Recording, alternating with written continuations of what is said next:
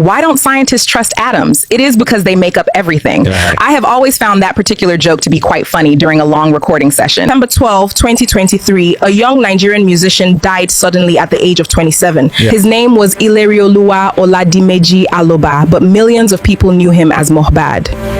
In the days that followed his death, Nigeria would witness an extraordinary outpouring of grief.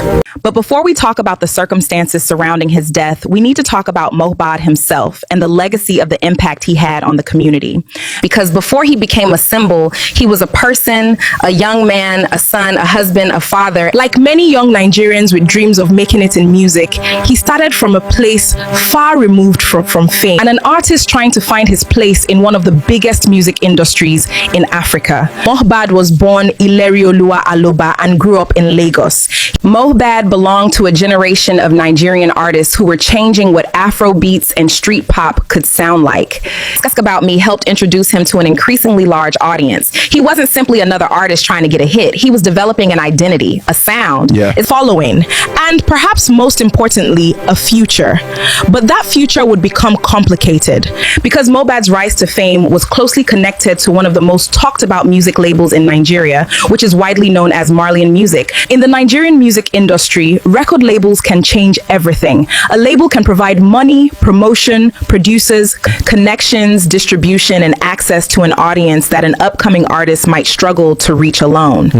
For Mohbad, that opportunity came through Marlian Music, the record label founded by Nigerian musician Naira Marley.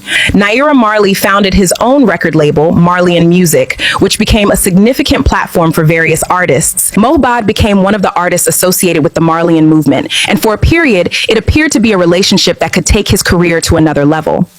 But eventually, the relationship began to break down. Mohbad left Marlian Music, and after his departure, the allegations surrounding Mohbad and the reported incidents of intimidation and harassment have sparked significant concern.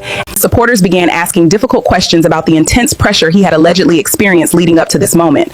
And this is where we need to slow down, because there is a very important distinction between what was alleged and what was proven. There were allegations, there were videos, there were public statements, there were accounts from different people. But allegations are not automatically facts. It is fundamentally unfair who is guilty before the evidence has been fully examined. The primary purpose of this investigation is to understand what actually happened. And as we tell this story, we're going to keep that distinction clear, because the purpose of this podcast isn't just to inform. This podcast is based on publicly available information, official records, court proceedings, and credible media reports. Any allegations mentioned are presented as allegations and should not be taken as proven facts. This podcast is not intended to accuse, defame, or prejudge any person. Our purpose is to not prejudge any person. Our purpose is to allow the facts and due legal process to speak for themselves. If any factual error is identified in this episode, we are open to reviewing credible evidence and correcting the record so that we maintain the highest standards of accuracy for our listeners. Mohbad's story continues to raise questions for many Nigerians. This episode has focused on the publicly available details. We must examine the available story surrounding his life and career, while carefully recognizing the important difference between public allegations and established facts. Thank you so much for listening. If you found this episode informative, follow for more stories and discussions about our shared human experience.